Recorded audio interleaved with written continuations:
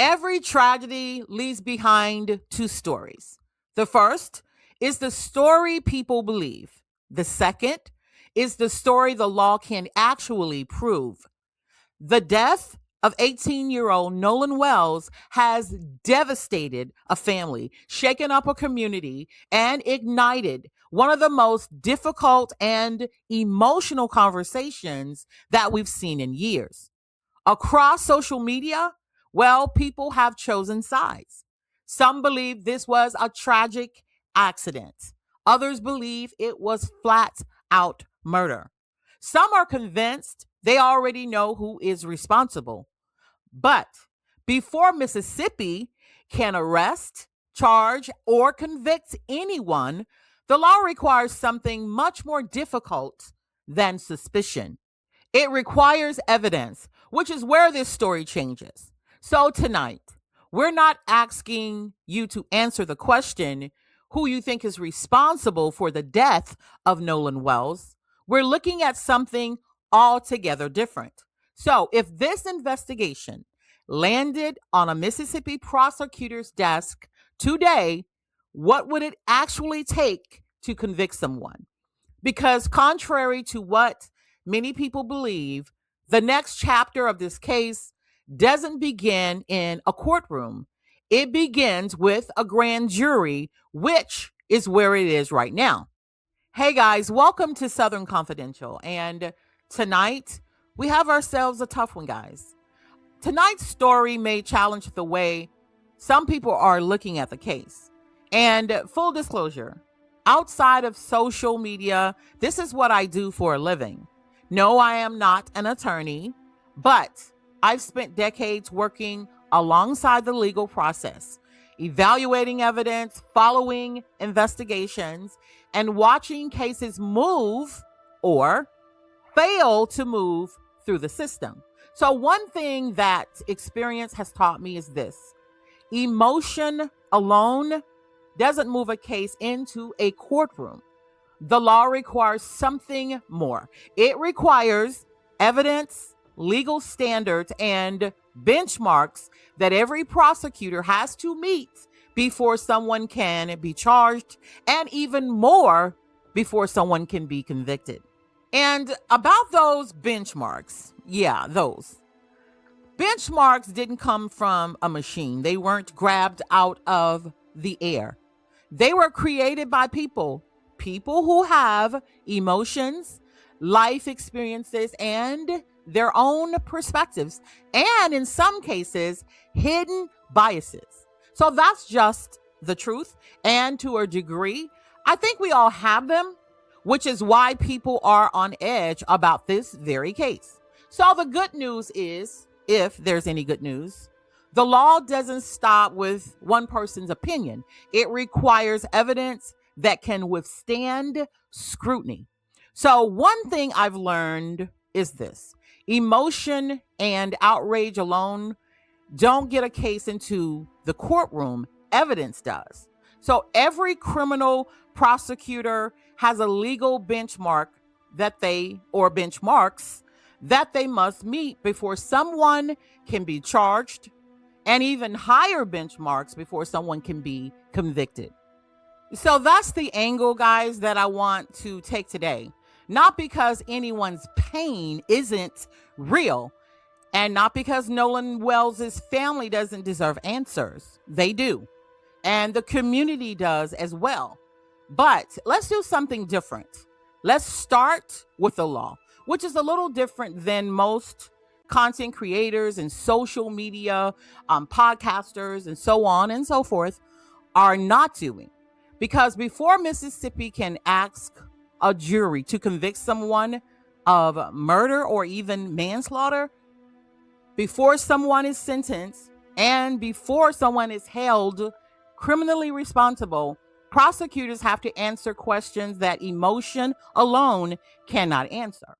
So can they prove a crime occurred? Can they identify who committed it? Can they support every allegation with admissible evidence?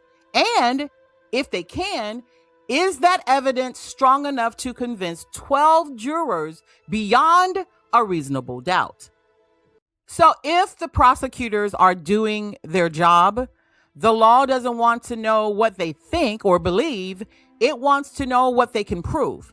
And that process begins long before a trial. It begins with a grand jury. And as we said at the beginning, which is where the case is now. So we're not here to retry the case that's already been argued across the internet. We're here to bring some perspective to the law and then examine it the way a Mississippi prosecutor should. Now, what it actually would take to indict someone is something completely different than if we believe that someone is guilty. So we also have to take into account what it would take to not only indict, but to convict someone. And based on what we know publicly today, how close or how far away is this case from reaching either one? Well, there's a lot of opinions. So let's open the file. So the grand jury is not deciding whether someone is guilty. That's one of the biggest misconceptions surrounding the case. Under Mississippi law, a grand jury has basically one job: to decide whether prosecutors have shown enough probable cause to formally accuse someone of committing a crime. Not beyond a reasonable doubt, not guilt, just probable cause. So if at least 12 grand jurors agree that the threshold has been met, they return what's called a true bill. In short, an indictment. If they don't, it's called a no true bill. So that doesn't necessarily mean no crime occurred. It doesn't necessarily mean anyone is innocent. It simply means that the evidence presented at the moment was not enough to move the case forward. And that's an important distinction. So because many people are following this investigation, they're expecting only one outcome. But legally, guys, there are several possibilities. The grand jury could recommend a murder indictment. They could conclude the evidence better supports a lesser homicide offense, such as manslaughter, if the facts and Mississippi law support that. They could decline to indict anyone at all. Or investigators could continue gathering evidence before asking another grand jury to review the case. Every one of those outcomes is legally possible, guys. And until the evidence is complete, none of them should surprise us. So what is the state actually looking for? Well, let's think like a prosecutor should think, should he or she do their job. Not internet detectives, guys. Not podcasters. Not social media content creators. Prosecutors don't begin or shouldn't begin with who do we think did this? They should begin with what can we prove? So investigations typically will start with one fundamental question. Did a crime actually occur? Right now, Nolan's family has already obtained an independent autopsy. And according to the publicly reported information, that examination was unable or indeterminate, and they could not determine a definitive cause or manner of death. It did not conclusively determine that there was a homicide. It did not conclusively determine that there was accidental drowning. It just remained indeterminate. And that's really unfortunate, honestly. Now, attention turns to the official findings from the Mississippi State Examiner's Office. Those findings have reportedly been completed, but have not yet been publicly released. And that report could become one of the most important pieces of evidence in this entire case. Because before prosecutors can identify a suspect, they must first establish that a prosecutable crime has occurred. If the medical evidence supports homicide, well, the investigation moves in one direction. And if it supports an accidental drowning, Well, it moves in another direction. And if it remains inconclusive, the burden on the prosecutors becomes significantly more difficult. But even if the investigators conclude that Nolan was a victim of a crime, their work is only beginning, because proving that a crime occurred is not the same as proving who committed that crime. Now the state has another hurdle. Can they identify a specific person or persons?